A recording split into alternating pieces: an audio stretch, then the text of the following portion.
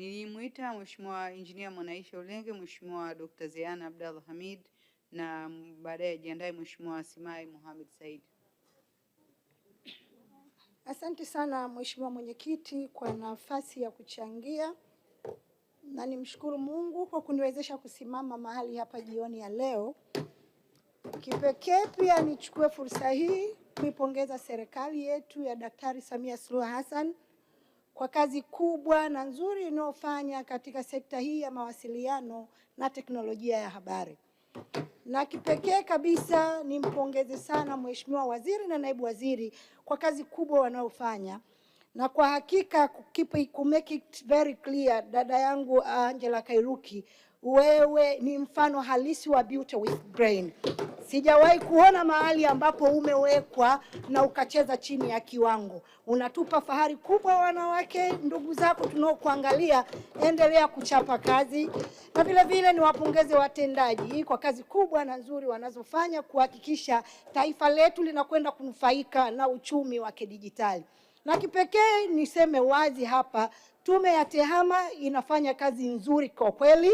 Ukilinganisha na bodi ya wahandisi, na namuona pale Mheshimiwa Ulega ananisikiliza, Tume ya TEHAMA ni changa sana nchini, lakini leo ina makongamano la 10 la Tume ya TEHAMA nchini. Inawaandaa wataalamu wa kitehama kwa ajili ya emerging technologies, lakini bodi ya wahandisi haijajipanga kisawasawa kuhakikisha kwamba taifa letu tunakwenda kwenye dira 2050 na miradi ya kimikakati ipo mingi, lakini bado tunacheza chini ya viwango. Nipongeze sana Tume ya TEHAMA.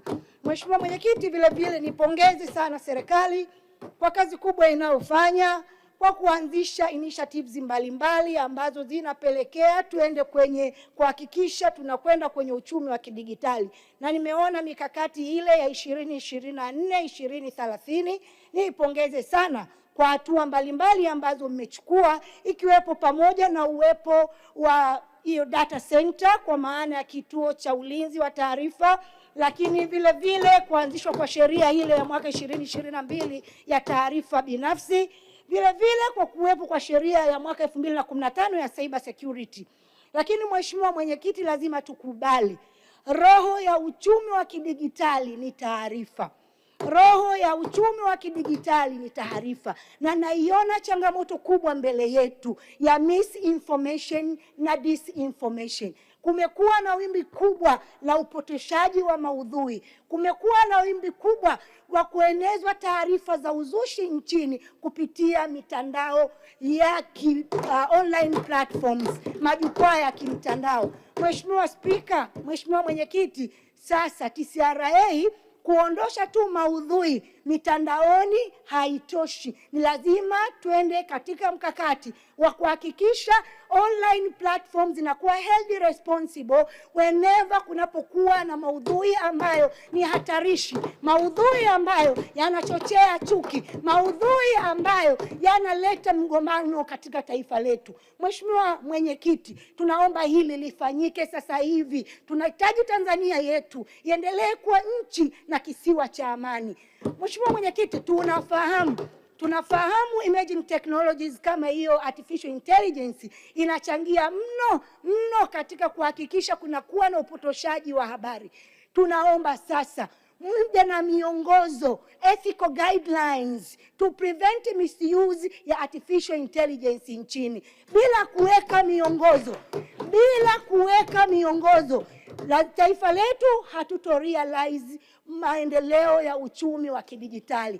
Tunaomba sasa serikali iweke mikakati mahususi. Tunaomba serikali ifanye hivyo sasa. Tunafahamu kitengo cha cyber security kipo, lakini cyber security iongezewe nguvu. Kuwepo na dawati maalum ambalo litahusika na swala zima la kushughulikia upotoshaji wa habari na uenezaji wa habari za kizushi. Mheshimiwa Mwenyekiti, kwa kweli tumeshuhudia hata nchi za Ulaya haya mambo yanatokea, lakini wenzetu wamepiga hatua. Nimeona Tume ya Umoja wa Ulaya mwaka huu 2026 wameanzisha Digital Service Act, ambayo ni sheria mahususi kabisa ya kuhakikisha mitandao ya kijamii inakuwa held responsible. Na Twitter au X ni miongoni mwa mtandao ambao umeshitakiwa na Tume ya Umoja wa Ulaya kwa kuruhusu maudhui ambayo yanaleta uchonganishi na maudhui ya kizushi.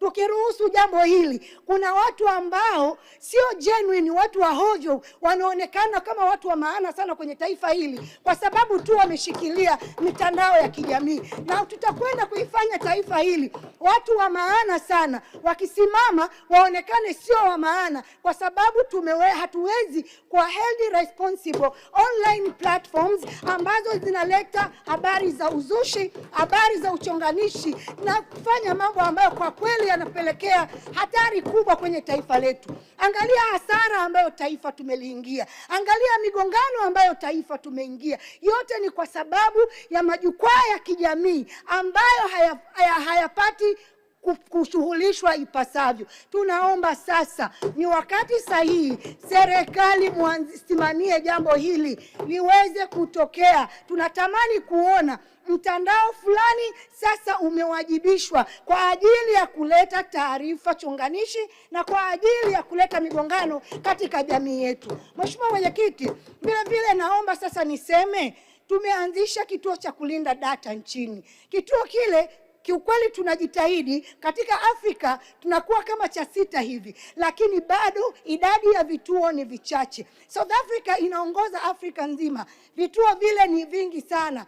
Sisi tuna vituo almost 10 au 11. Tunatamani kama taifa tunapoelekea kwenye uchumi wa kidijitali vituo hivi viongezwe. Tunahitaji viongezwe na hatimaye tuwe na National Data Center, kituo cha kitaifa ambacho itakuwa ni backup ya vituo vingine vyote ambavyo vipo nchini. Jambo hili lifanyike ili taifa letu liende kunufaika na uchumi wa kidijitali. Mheshimiwa Mwenyekiti, sisi wananchi wa mkoa wa Tanga tunashukuru sana kwa hakika tumepata minara, na kule kwa Kivu Kilindi kulikuwa na changamoto kubwa sana, lakini tumenufaika. Tunaomba sasa mtuweke katika mkakati wa kuhakikisha kule Luande tunapata na kule Saunyi tunapata. Kuna hali ngumu ya kimtandao kiukweli. Tunaomba sana serikali mtuangalie katika jicho la tatu. Lakini vile vile pale Tanga mjini ilianzishwa kile kituo cha ICT Hub ambapo vijana wa Tanga mjini na wenyewe watapata fursa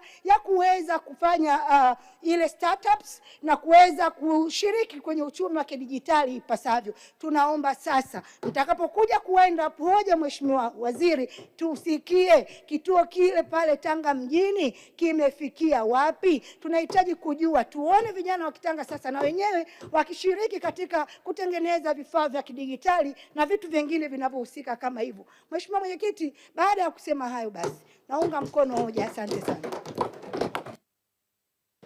Asante sana.